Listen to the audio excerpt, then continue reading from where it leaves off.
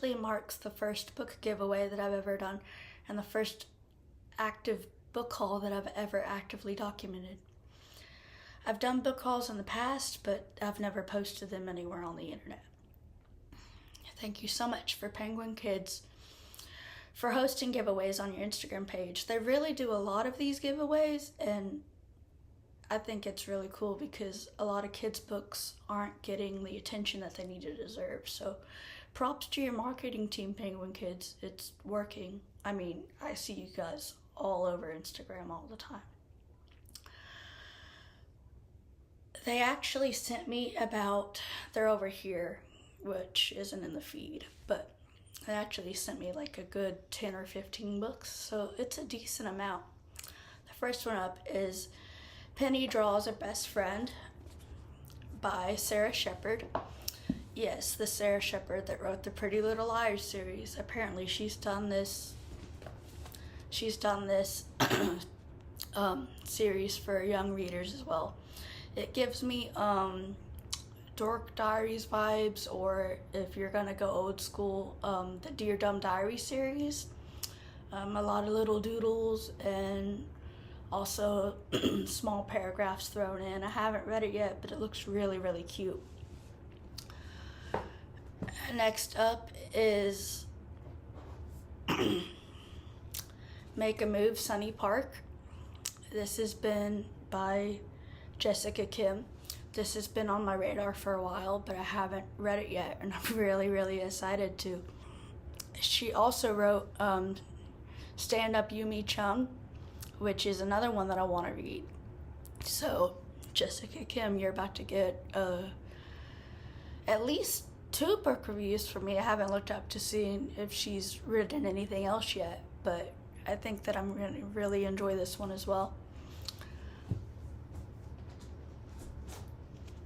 This is a series that I've seen all over the internet, but I've seen the novels. I haven't seen the graphic novels yet. This is The Last Kids on Earth by Max Brailer with art by Brian Chirula. I know absolutely nothing about this, but seeing as how this is a graphic novel adaptation, and like I've said, I've seen it everywhere, it has to be really, really popular. The artwork on the cover is making me think of The Walking Dead meets Cartoon Network's Kids Next Door, and it looks like it's going to be a really fast-paced read.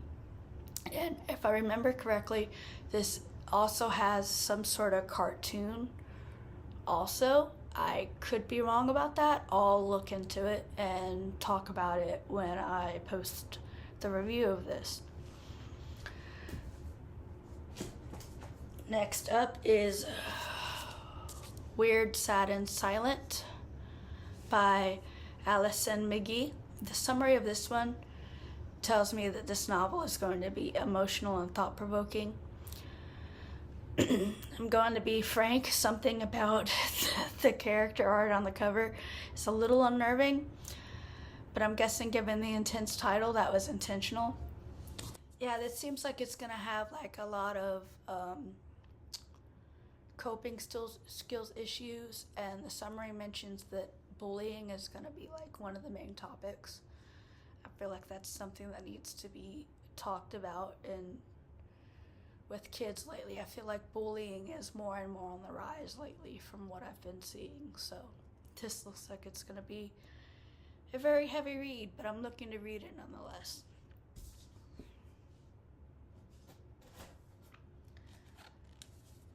Creaky Acres by Casilla Brill and Nyla McGrudger, a graphic novel involving horses. I was like that girl that wanted to be a horse girl but didn't want to like be like obsessive about it. So like I watched Horseland, I enjoyed stuff that had horses in it, but I didn't like actively seek it out like all the time. But I do love reading and interacting with the horse stuff that I do come across. And I only went riding like once or twice with Girl Scouts, but I had fun. And I'm really, really excited to read this because look at the art. It's so cute. I like how the horse is drawn with his big dopey eyes. Yeah, so I think this is gonna be a really fun read, and I think it might be a series. I could be wrong, but if it is, I'm really excited to keep track of this one.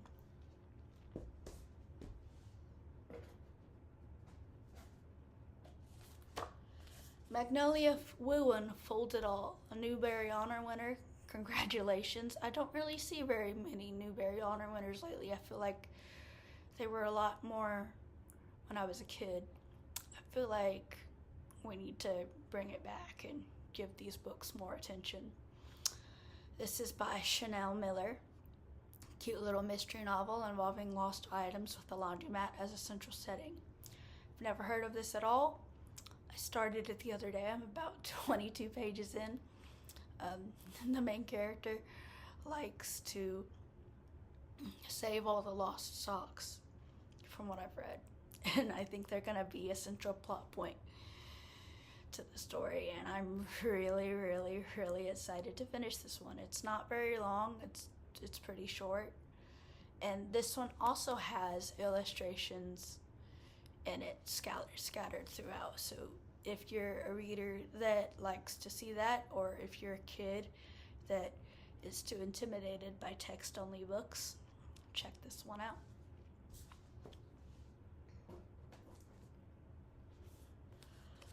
Pause.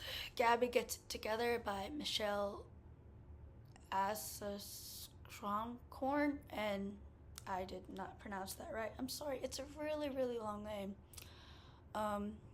That's not an excuse. I should have done my research.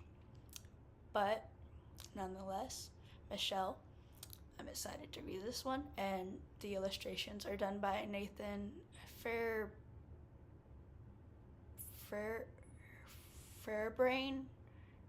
I need to do more research. Sorry. But I'm sure that you've dealt with that all your life. I mean, heck, people can't pronounce my last name either, so it's okay. It's not, but it's something that people deal with. A group of friends can't have pets for various reasons, so they start a pet walking business instead. This is giving me major Babysitters Club vibes, and I'm really sure that it's going to be a really, really fun time.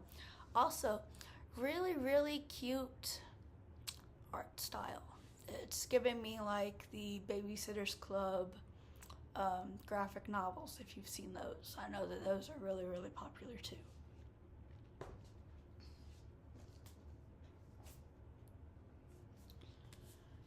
Chupa Carter by George Lopez with Ryan Callejo and illustrated by Santi Gutierrez.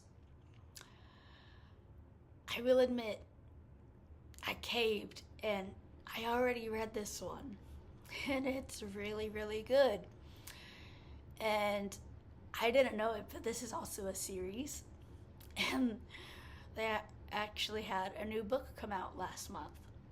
I've been listening to the audiobooks through my library, but this is another one that also has, I mean, obviously since it's illustrated, but there are little pictures throughout. And what's cool about the audiobook is that they don't just gloss over over the dialogue and the pictures. It's actually worked into the audiobook, which I thought was a really, really nice touch. This is such a creative premise. A young boy befriending a young chupacabra. I only know vaguely about the chupacabra mythos, so I will have to do more research while reading. I haven't done any more research yet, but Carter shows up in the other books of the series from what I've seen, so I think I have more time to learn more about the chupacabra mythos. I really, really loved this one, and I really, really want to see more people talk about it. I guess I'll have to start that movement by talking about it myself. I'll have this review up soon.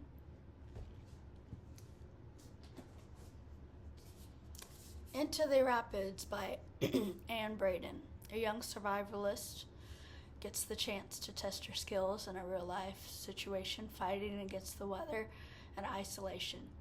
I'm calling it now. This one's probably going to make me cry just because high intense scenes and situations like that make me cry. And that's okay. And I'm really loving how you can feel the vastness of the nature on this cover. This is gonna be a really, really good read.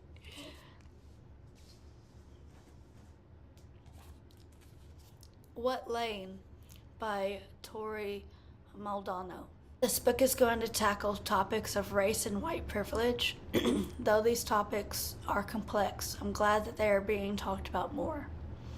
I'm glad that that I feel like kids are having to deal with real life situations of this more and more, not just in their own lives, but like when I was a kid, it was always around. It's always been around. But now, like I feel like it's highlighted on the news even more. So I feel like this is a very necessary read. I hope that I'm going to be able to give it the respect that it deserves. And Tori Mandalo, major props to you for even going here, and I'm really excited to read this one too. I think it's going to be really thought-provoking. So, yeah.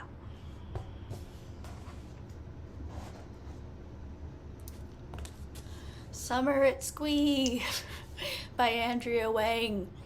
I actually had an arc of this through NetGalley when it first came out last year or so. And I loved every moment of it. It's such a good read. I haven't posted my review yet. I know I'm behind on my NetGalley reads and reviews. Yeah, I need to get a better schedule on my NetGalley addiction. Yeah, it's a real problem. It's like gambling for book people, and I mean that in the most loving way.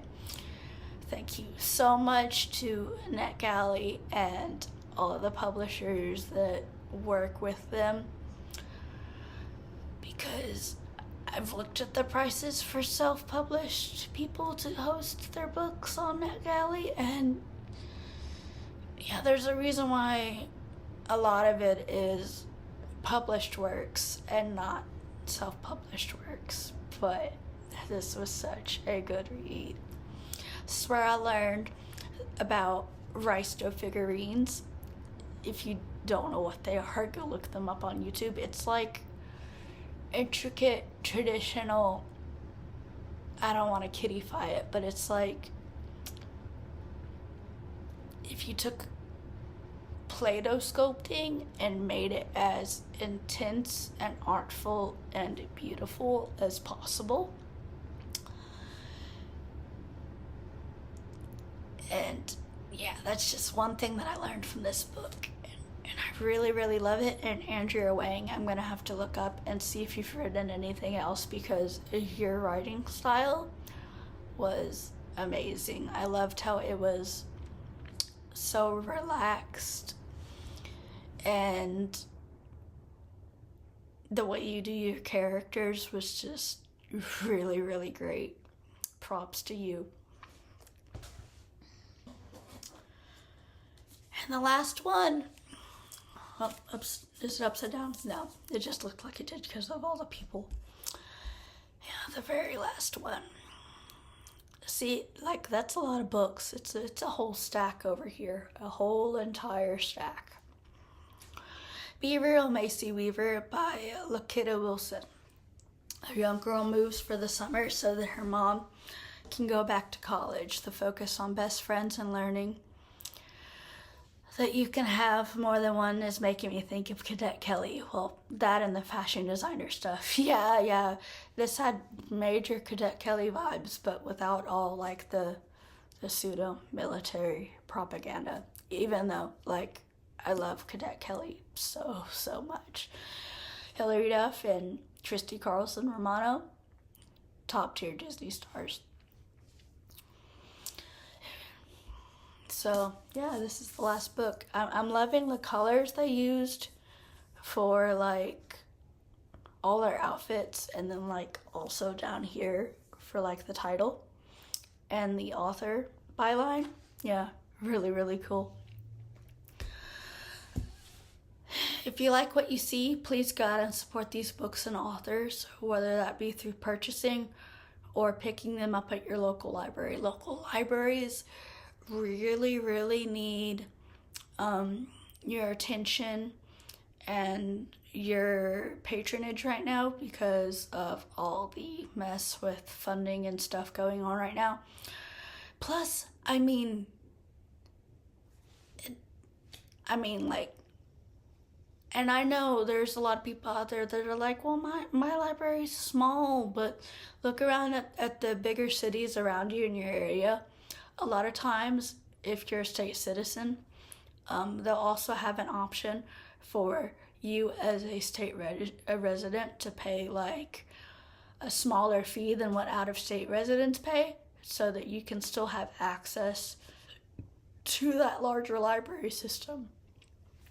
Like, for me, I pay $10 a year to have access to the larger library system in my area. So instead of just the one small library near me, I have access to a much larger database and the 21 libraries of the larger surrounding area outside of my smaller library's jurisdiction. And that's only $10 a year. And like, for example, yes, I believe that authors should get paid, but for every book that your library purchases for patronage, that author's still getting paid. So the way I see it, $10 a year for all the books I could read like ever in that year.